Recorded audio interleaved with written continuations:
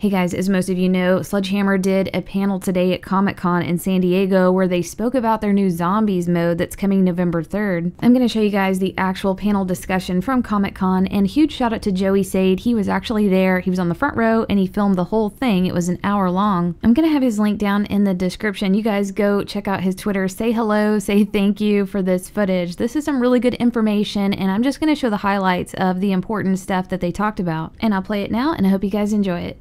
We would debate sometimes. John and I would play like the two different sides of the coin. Like, is that pushing too much, or is that a little too weird? And he'd say, Cameron, it's Nazi zombies. We're making Nazi zombies. There's some flexibility there. Yeah. And there's some terrifying designs that we saw a little bit in the trailer, but there's other more terrifying creatures out there. Yeah. And it's really odd to have the game scare you. I played the game a lot. I still get jumped, right? It's like, God. Gameplay-wise, you want to stress to people? Like what is it? The Nazis, or is it not the Nazis? Is it the zombie mode they know and love, or is it you made changes? How are you doing it? Yeah, I mean, I think there is both what they know and love about what's made zombies great for Call of Duty, and it's our standing, right? And to your question about the theme that we chose, man, there's some great examples of zombies in film, right? Everything from or TV, like The Walking Dead, to World War Z. Fast-moving, slow-moving, terrifying, group, solo, right? So ours is really rooted in that experience that is what we describe as the SledgeH stamp, right? Dark, twisted, horrific. And so the gameplay, that coming together as a squad of 4 and a cooperative experience, that construct will be familiar, but the setting, the horror and tension, the number of times we think you're gonna maybe pee a little, a little higher than, or a lot is going to be higher than you've experienced before. Okay. There's two things we hope you'll take away, and we actually think that you will. One, it'll be the most terrifying Call of Duty zombies you've experienced. And two, for the hardcore, it's going to be the hardest Easter egg hunt you've ever been on. So mark our words, there's a lot more under the surface, and when and if you find it, we'll be very proud of you. We've got our own testers who are hardcore. At least the people we pay to do this, they have not uncovered some of the secrets we've hidden away. So it's going to be a challenge. You've got Marie and her brother and what's going on. But then as you dig deeper, you found out Marie and Klaus, their father was a toy maker. And as Klaus has been trapped in this village under the Nazis who've taken control, he's had all the time in the world to devise tricks and traps and hidden elements, and they all have a little bit of his stamp on them. I'm not giving away too many clues, I promise you, but this village is riddled with layers of those sort of hidden elements in them, and there's really as much story as you want or as little as you want. If you just want to go in and shoot rotten things, you'll have fun. There's 5-minute enjoyment through there. There's also all sorts of depth and engagement as well. And we try to make it a very rewarding experience as well. There's rewards for those who can find the secrets, and there's rewards for unlocking parts of the map. Really try to amplify that as well. Tell me about your character. You like the main character? Sure. I play Marie Fisher, and she is born in Germany, and she decided to leave the family business. I guess her father was a weapons maker, and she decided to study in Cambridge, and then she went to the States, and she was recruited with the OSS, which was like the early CIA, and she became a spy. So it's a very fun character for me to play. I get a chance to, well, I can't give away too many spoilers, but for her main goal is actually her brother, Klaus, and reconnecting with him. She was obviously had a strong history with him, and that she ends up calling Monuments Men and her getting other people's help to try to get to her personal goal, which is to find her brother again. They told me I couldn't curse on this panel, but there's no other way to say it. You're a scary motherfucker. Thank you very much. Udo, who are you playing in this game? I play Dr. Straub, the Nazi doctor. And I have built a new kind of soldier. A soldier who never sleeps, a soldier who does not eat, and a soldier who does not die. But actually, I have done much more. I created the devil himself.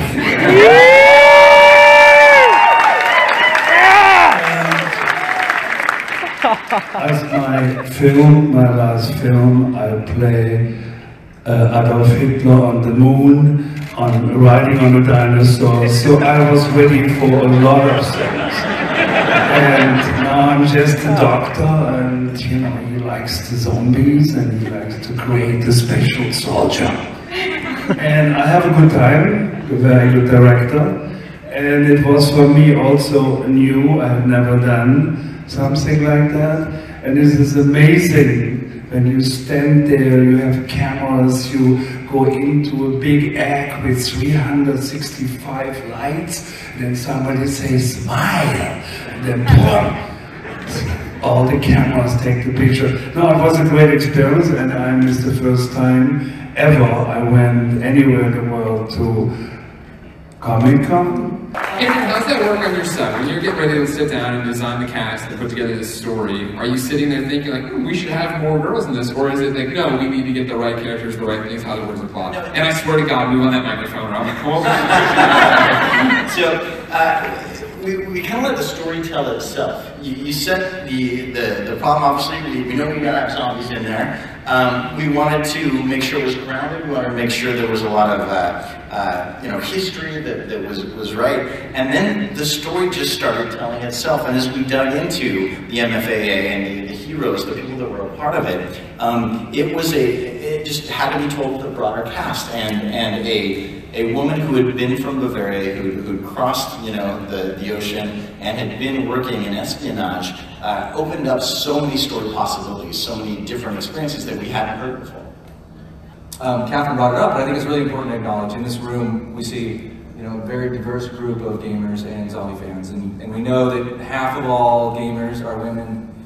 Half of graduates of technology are women, and so as a studio, we wanted to showcase a broad and diverse set of heroes, people that you can look up to. So I think you'll see that across the whole game. It's important to our industry, it's important to all of us on the panel and everybody back home to say, look, we're going to leave this industry in a better place than we entered it. And that's one where we have great and diverse heroes across all nationalities and all genders. I like to think that Ving Rhames is with us at all times. Ving Rhames is with us at all times.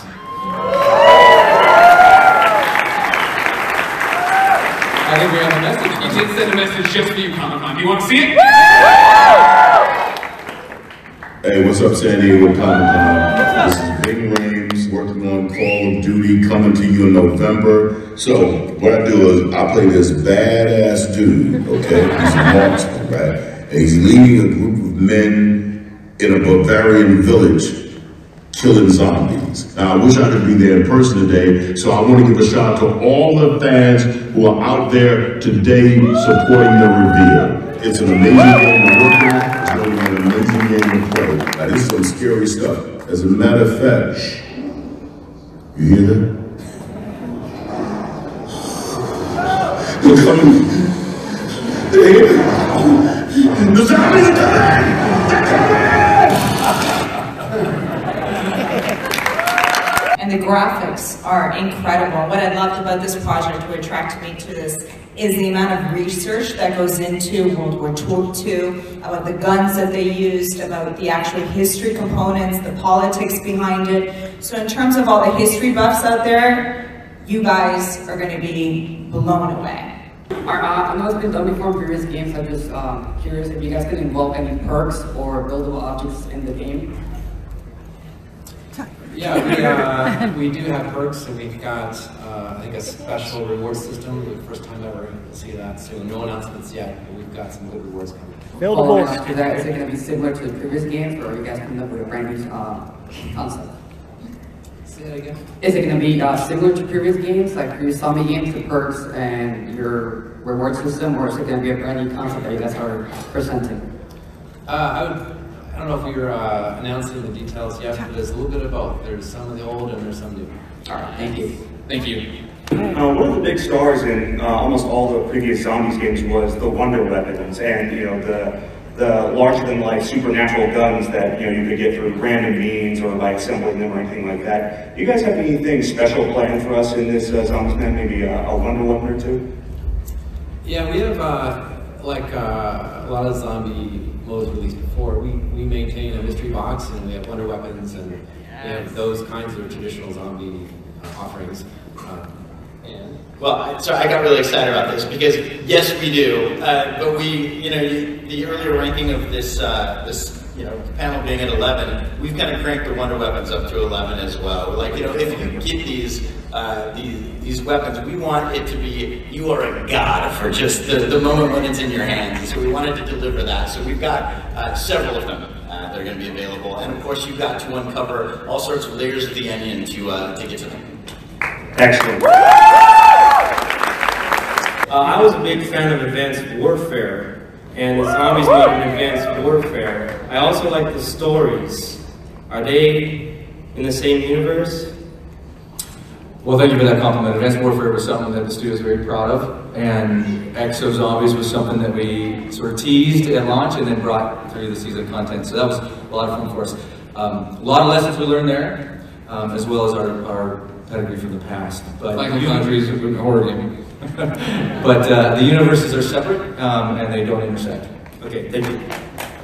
I was just wondering, what do you think the biggest difference is between the old classic Zombies and this one?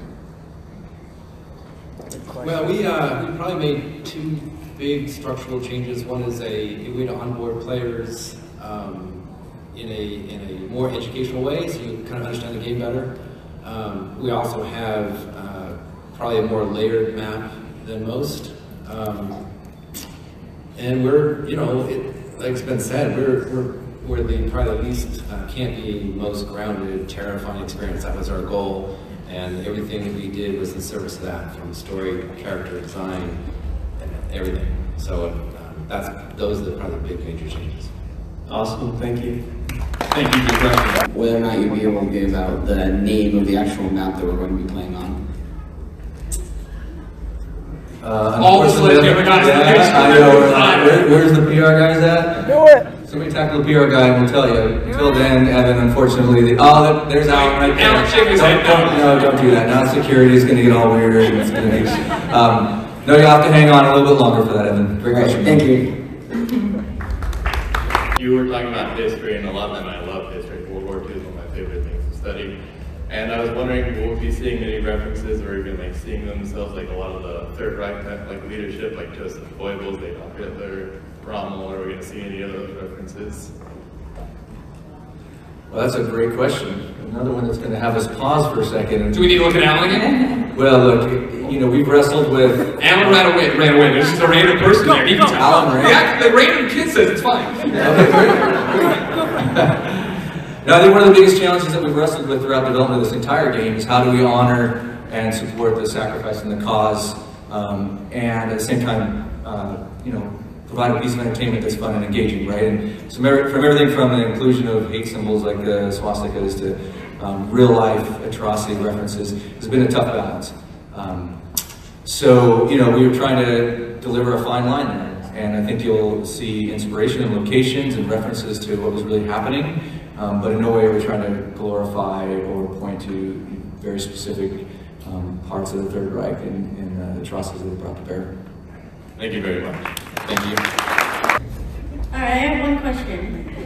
How is this game going to relate to the previous zombie storyline?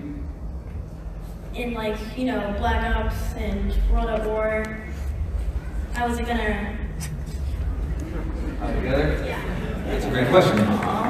Yeah, it's a fantastic question. There is such a great heritage of all these other games and the stories that they've told.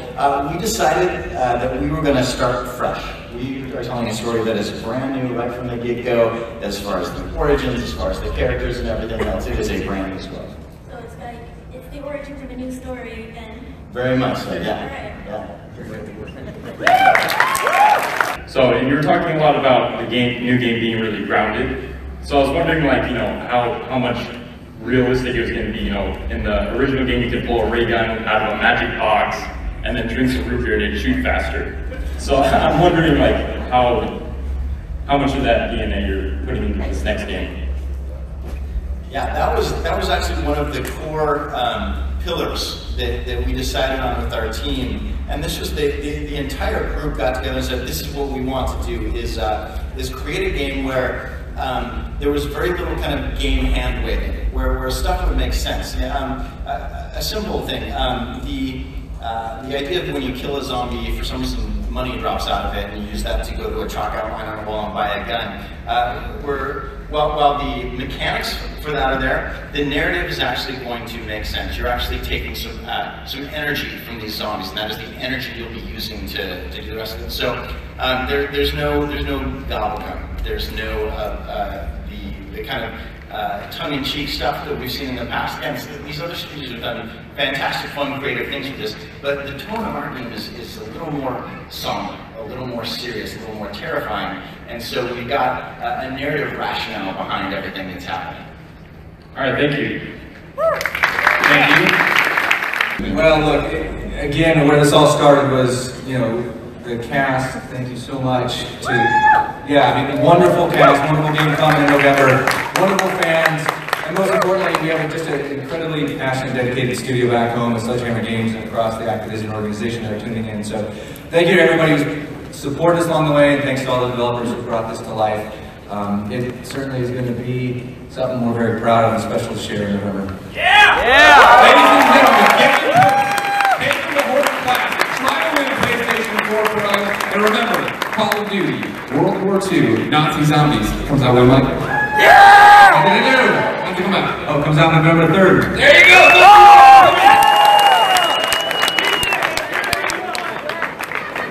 DJ, where'd you get those sunglasses? What?